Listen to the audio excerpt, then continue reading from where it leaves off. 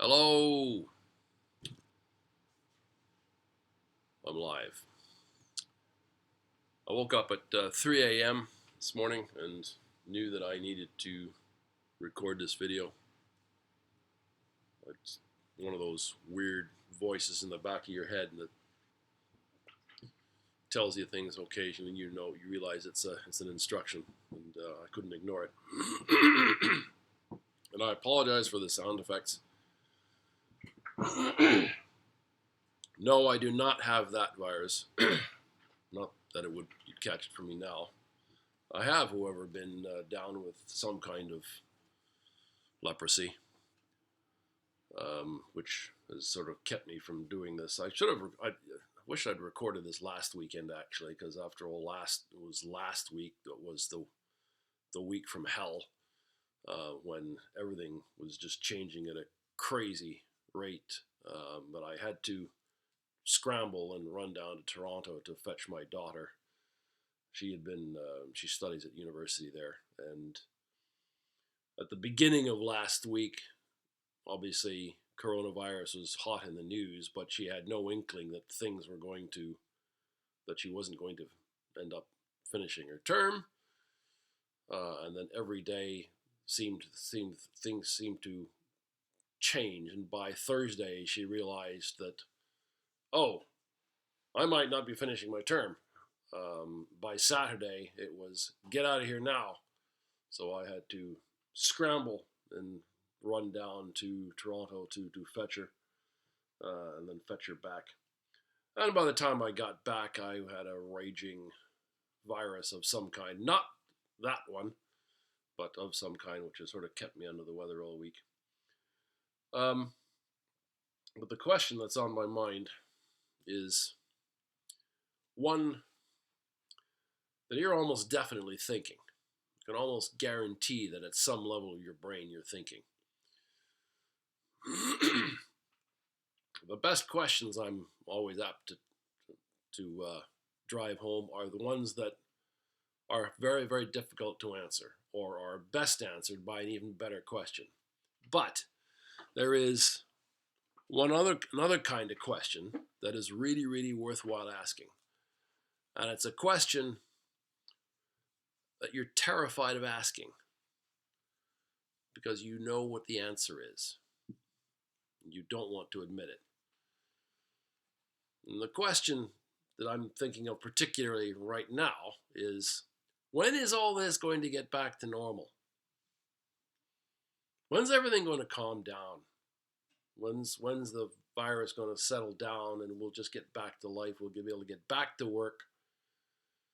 Life will get back to normal. That's the question that you've probably been thinking in the back of your mind. Almost, I can guarantee it. You've been thinking it in the back of your mind. When's this all going to calm down? I can't wait for it all to calm down and get back to normal. Folks, normal is not coming back.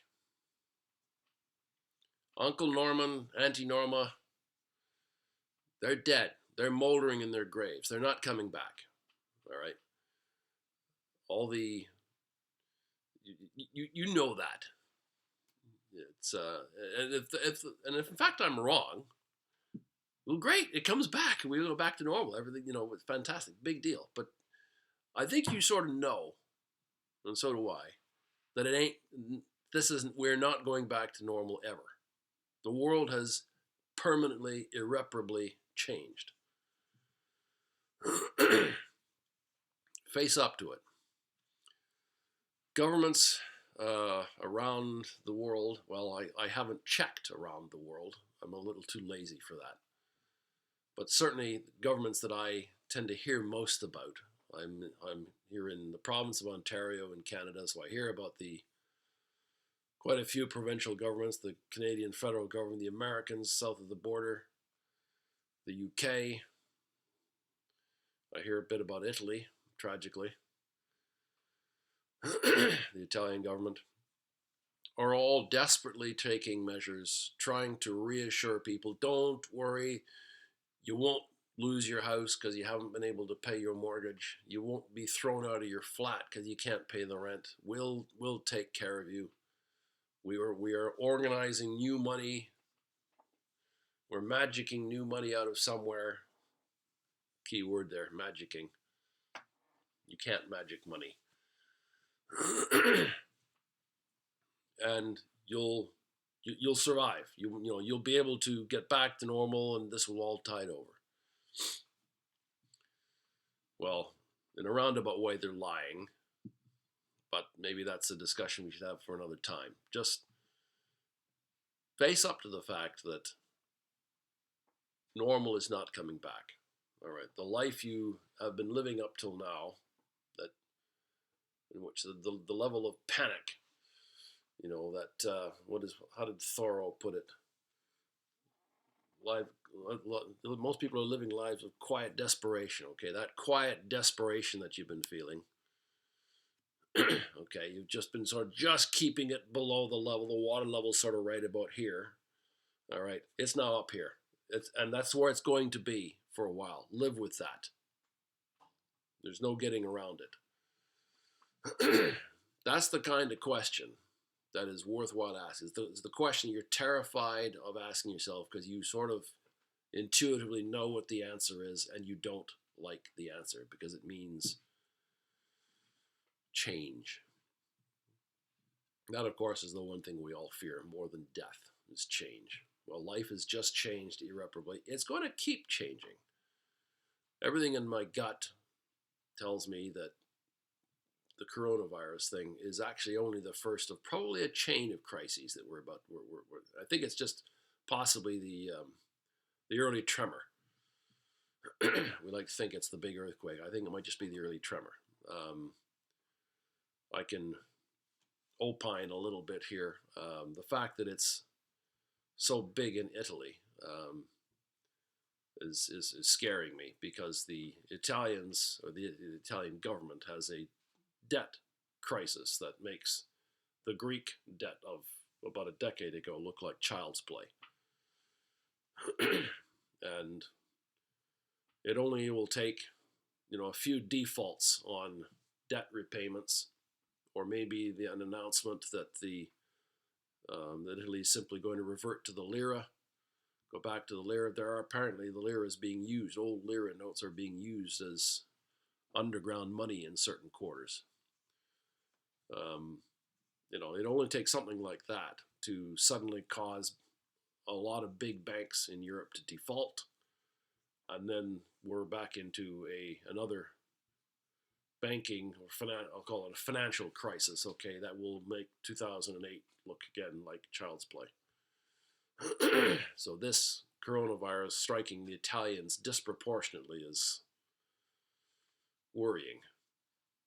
Now, I could be way off the mark with all that. I need to do more research to find out. And even if I did do research, I still could be wrong. But the bottom line is that you need to accept now, just face facts. Okay, normal is not coming back. And your best defense at the moment is your ability to think calmly, coolly, collectively. Release your inner Rudyard Kipling. Right? Can you keep your head while all those around you are losing theirs? That's what you need to do. Take stock of your current circumstances, your liabilities, and your assets. All right? And think, what could you pivot to? And if your current situation is trouble, all right, you're like you said, the water is up here, and you risk, being thrown out of your house or not having enough to eat or something like that. What can you do?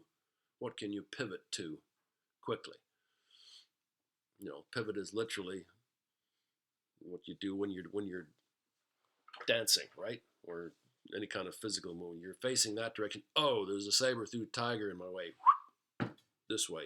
You move there. You pivot.